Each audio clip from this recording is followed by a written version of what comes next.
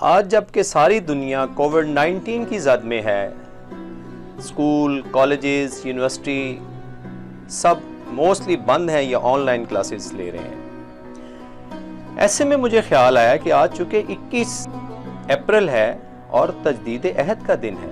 किससे तजदीद अहद का दिन है? वो शख्सियत, हकीमुल उम्मत, शायर मशरक, मुफक्किर पाकिस्तान, जिसको हम इल्लामा इकबाल के नाम से याद करते हैं। क्या खूबसूरत दिन थे जब स्कूल असेंबली में इन स्पेसिफिक डेज में हमारी उर्दू की एक टीचर मिस अमरीन खूबसूरत अंदाज से स्टूडेंट्स को इल्लामा इकबाल के हालात ज़िंदगी, फ़लसफ़ा खुदी, शाहीन के मुतल्लिक़ आगाह करती थी। अब चूंकि हालात बदल गए हैं और नौजवानों को पैगाम भी देना है, तो मैंने इस सोशल मीडिया को प्लेटफॉर्म को यूज़ करते हुए मेरा दिल चाह रहा था कि मैं आज अपने स्टूडेंट से, अपने यंगस्टर से, अपनी कौम के मेम्बरों से तजदीद अहद भी करूं, खुद भी, और उनसे भी तजदीद अहद लूं कि वो कौन सी शख्सियत है जिसका आज डे है। आप 9 नवंबर 1877 शहर सियालकोट में पैदा हुए। आबाई वतन कश्मीर। आपके वालिद बुजुर्ग शेख नूर मोहम्मद नहायत परहेजगार और मुत्तकी इंसान थे। आपकी वालदा का नाम इमाम बीबी था। इब्तदाई तालीम दीनी मदरसा से ही पाई। मैट्रिक पास करने के बाद मरे कॉलेज सियालकोट में दाखिल हुए, जहां से उन्होंने एफए पास किया। जैसे फाजिल उस्ताद मिले। बीए और एमए गवर्नमेंट कॉलेज लाहौर से एक इम्तियाजी हैसियत से पास किया और पंजाब भर में अव्वल आए। जब गवर्नमेंट कॉलेज लाहौर में आप को प्रोफेसर अर्नल्ड जैसी शख्सियत मिली, जिसने मजीद आपको निखारा। इल्म हासिल करने का जज्बा आपके अंदर शुरू से ही था। लिहाजा 1905 में यूरोप रवाना हो गए और आपने 3 साल तक क़याम किया। बैरिस्ट्री, जर्मनी से पीएचडी की डिग्री हासिल की।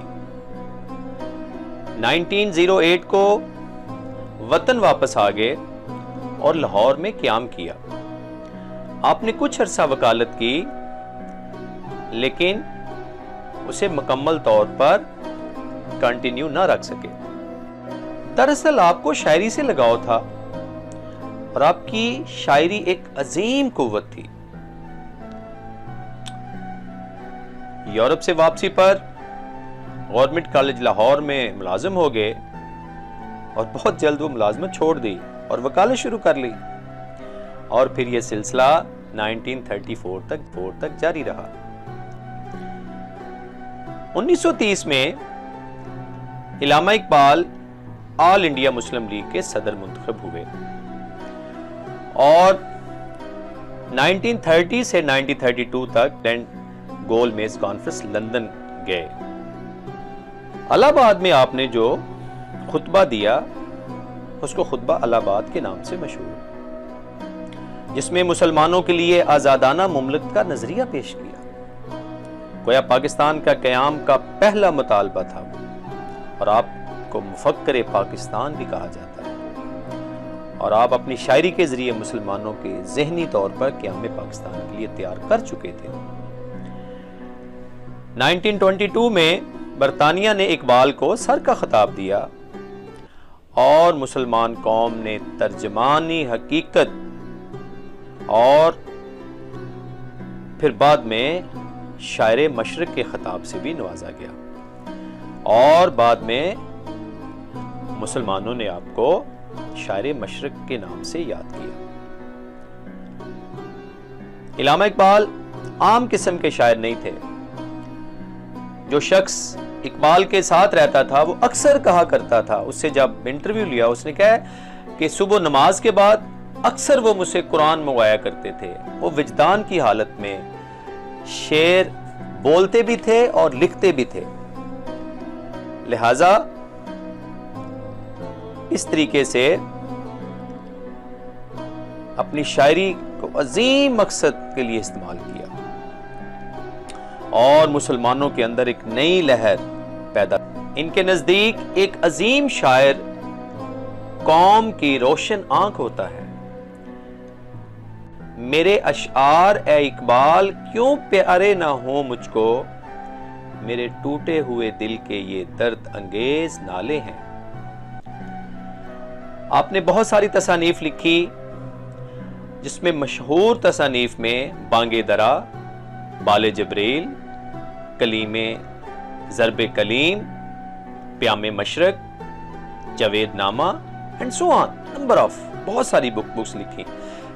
पर्शियन में बुक्स लिखी, उर्दू में लिखी, लेकिन जो सबसे ज्यादा मुझे, जो मेरे अपने यंगस्टर्स को, जो उनका एक फलसफे खुदी और जो एंड शाहीन था, इट्स वेरी वेरी इंपॉर्टेंट, जिसमें इकबाल ने बड़े खूबसूरत अंदाज से कहा है, खुदी को कर बुलंद इतना कि हर तकदीर से पहले खुदा बंदे से खुद पूछे, बता तेरी रजा क्या है।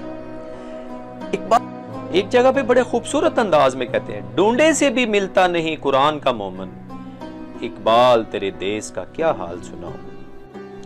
बहुत कुछ कहने वाला है, बहुत सारी बुक्स लिखी गई, बहुत सारा मटेरियल, पीएचडी हो रही है इस पे। लेकिन आज का ये मेरा मैसेज नौजवानों के लिए कि इल्लामा इकबाल 21 अप्रैल 1938 को वफात पाई। आपका मज़ार बादशाही मस्जिद लाहौर के सदर दरवाजे में। लिहाजा हमें तजदीद अहद करना है। ये मेरा मकसद इस छोटे से क्लिप से अपने नौजवानों को एक पैगाम देना है, जो इकबाल ने अपनी शायरी में नौजवानों को पैगाम दिया है। इकबाल ने क्या खूबसूरत अंदाज से कहा है, जवानों को मेरी आहो सहर दे, फिर इन शाहीन बच्चों को बाल